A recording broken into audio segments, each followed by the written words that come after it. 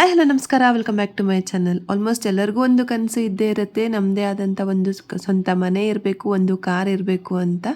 ಅದೇ ಥರ ಆಸೆ ನನಗೂ ಕೂಡ ಇತ್ತು, ನಮ್ಮದು ಅಂತ ಒಂದು ಮನೆ ಮತ್ತು ಒಂದು ಕಾರ್ ಇರಬೇಕು ಅಂತ ಹೇಳಿ.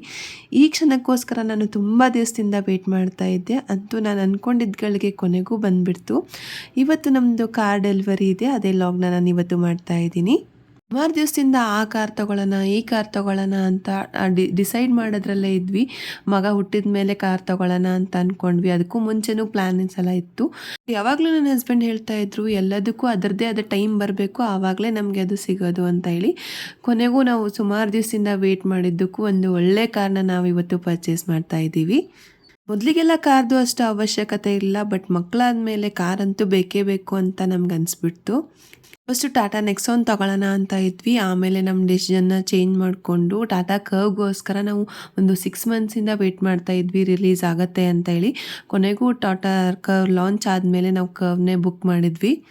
ಬುಕ್ ಮಾಡಿದ್ಮೇಲೂ ಆಲ್ಮೋಸ್ಟ್ ನಾವು 1 ಮಂತ್ ಎಲ್ಲ ವೆಯ್ಟ್ ಮಾಡಿದ್ವಿ. ಆ ವೇಟಿಂಗ್ ಪೀರಿಯಡ್ ಅಂತೂ ತುಂಬಾ ಚೆನ್ನಾಗಿತ್ತು. ಇವತ್ತು ಬರುತ್ತೆ, ನಾಳೆ ಬರುತ್ತೆ ಅಂತ.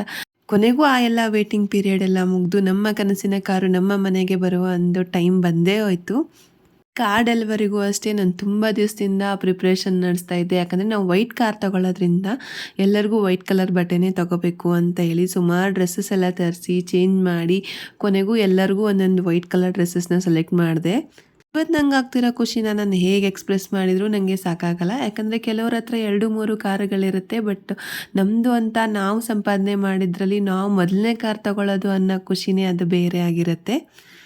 ನಾನಂತೂ ಕಾರಾಗಲಿ ಬೈಕಾಗಲಿ ಬರೀ ವಸ್ತುಗಳು ಅಂತಲೇ ಪರಿಗಣಿಸಲ್ಲ, ಅದು ನಮ್ಮ ಫ್ಯಾಮಿಲಿ ಮೆಂಬರ್ ಅಂತಲೇ ನಾನು ಅಂದ್ಕೊಳ್ಳೋದು. ಈವನ್ ನಾನು ಬೈಕ್ ಫಸ್ಟ್ ಟೈಮ್ ತೊಗೊಂಡಾಗಲೂ ನಾನು ಅದಕ್ಕೆ ಈಗಲೂ ಅಷ್ಟೇ ನನ್ನ ಮಗ ಅಂತಲೇ ಹೇಳ್ತೀನಿ. ಅದಕ್ಕೆ ಅಂಶ್ ಅಂತ ಹೆಸರು ಕೂಡ ಇಟ್ಟಿದ್ದೀನಿ. ಈ ಕಾರ್ಗೂ ಅಷ್ಟೇ ನಾನು ಆದಷ್ಟು ಬೇಗ ಒಂದು ಒಳ್ಳೆಯ ಹೆಸರನ್ನ ಹುಡುಕ್ತೀನಿ. ನನ್ನ ಮಗಳಿಗಂತೂ ಒಂಚೂರು ಅವಳಿಗೆ ಇಮ್ಯಾಜಿನೇಷನ್ ಕೂಡ ಇರಲಿಲ್ಲ ನಾವು ಕಾರ್ ತೊಗೋತಾ ಇದ್ದೀವಿ ಅಂತೇಳಿ. ಮೊದಲು ಟಾಟಾ ನೆಕ್ಸಾನ್ನ ಫೈನಲೈಸ್ ಮಾಡಿ ಆಲ್ಮೋಸ್ಟ್ ದೀಪಾವಳಿ ಟೈಮಲ್ಲೇ ನಮಗೆ ನೆಕ್ಸಾನ್ ಸಿಕ್ಬಿಡ್ತಿತ್ತು. ಬಟ್ ಲಾಸ್ಟ್ಗೆ ನಾವು ಇಷ್ಟು ದಿವಸ ಕರ್ವ್ಗಾಗಿ ವೆಯ್ಟ್ ಮಾಡಿದ್ವಿ. ಸೊ ನಾವು ಕರ್ವೇ ತೊಗೊಳ್ಳೋಣ ಅಂತ ನನ್ನ ಹಸ್ಬೆಂಡ್ಗೆ ಹೇಳಿದೆ. ಸೊ ಅವರು ಕೂಡ ಒಪ್ಕೊಂಡು, ಅವ್ರಿಗೂ ಕರ್ವ್ ಗಾಡಿ ತುಂಬಾ ಇಷ್ಟ ಇತ್ತು. ಅದಕ್ಕೋಸ್ಕರ ಇದನ್ನೇ ಬುಕ್ ಮಾಡ್ಕೊಂಡ್ವಿ. ಸುಮಾರು ಕನ್ಫ್ಯೂಷನ್ಸ್ ಇತ್ತು, ಎಲೆಕ್ಟ್ರಿಕ್ ತೊಗೊಳ್ಳೋನ್ವಾ ಅಥವಾ ಮ್ಯಾನ್ಯುವಲ್ ತೊಗೊಳ್ಳೋನ್ವಾ, ಆಟೋಮೆಟಿಕ್ ತೊಗೊಳ್ಳೋನ್ವಾ, ಡೀಸೆಲು, ಪೆಟ್ರೋಲು ಅಂತ ಸುಮಾರು ಯೋಚನೆ ಮಾಡಿ ಅಂತೂ ಇಂತೂ ನಾವು ಪೆಟ್ರೋಲ್ ಇಂಜಿನ್ನೇ ತೊಗೊಂಡ್ವಿ, ಅದು ಟಾಟಾ ಕರ್ವಲ್ಲಿ. ಇದು one of the special moment in my life ಅಂದ್ರೂ ತಪ್ಪಾಗಲ್ಲ ಅಂತ ಅನಿಸುತ್ತೆ. ಯಾಕಂದರೆ ಇದು ನಮ್ಮ ಫಸ್ಟ್ ಕಾರ್ ಆಗಿರೋದ್ರಿಂದ ನನಗಂತೂ ತುಂಬಾ ಖುಷಿ ಇದೆ. ನಮಗೆ 12 ಗಂಟೆಯಿಂದ 3 ಗಂಟೆ ಒಳಗೆ ಕಾರ್ ಡೆಲಿವರಿ ತೊಗೊಳಕ್ಕೆ ಹೇಳಿದರು. ನಾವು ಆ ಟೈಮ್ ಒಳಗಡೆ ಕಾರ್ ಡೆಲಿವರಿ ತೊಗೋಬೇಕು ಅಂತ ಹೇಳಿ ಇವತ್ತು ಬಂದಿದ್ದೀವಿ. ನನ್ನ ಹಸ್ಬೆಂಡ್ ಯಾವಾಗಲೂ ಹೇಳ್ತಿದ್ದಂಗೆ ಯಾವುದಾದ್ರು ವಸ್ತು ಅಥವಾ ಏನಾದ್ರು ನಮಗೆ ಸಿಗಬೇಕು ಅಂತಿದ್ರೆ ಅದರದ್ದೇ ಟೈಮ್ ಬರೋವರೆಗೂ ನಾವು ಕಾಯಬೇಕು, ಆವಾಗ ಅದು ನಮಗೆ ಸಿಕ್ಕೇ ಸಿಗುತ್ತೆ ಅನ್ನೋ ಮಾತಂತೂ ನಿಜ ಆಯಿತು ಅಂತ ಅನಿಸ್ತಾ ಇದೆ. ಕೆಲವರೆಲ್ಲ ಹೇಳ್ತಾರೆ ಕಾರೆಲ್ಲ ಡಿಪ್ರಿಸಿಯೇಷನ್ ಅಸೆಟ್ ಅಂತ, ಬಟ್ ಯಾರು ಏನಾದರೂ ಹೇಳ್ಕೊಳ್ಳಿ, ಒಂದು ಕಾರಂತೂ ನಮಗೆ ಅವಶ್ಯಕತೆ ಇತ್ತು. ಅದಕ್ಕಾಗಿ ನಮ್ಮ ಡ್ರೀಮ್ ಕಾರ್ನ ನಾವು ಇವತ್ತು ತೊಗೊಂಡಿದ್ದೀವಿ. ಯಾರೇನೇ ಹೇಳಿದ್ರು ನಾನಂತೂ ತುಂಬ ಅಂದರೆ ತುಂಬ ಖುಷಿಯಾಗಿದ್ದೀನಿ.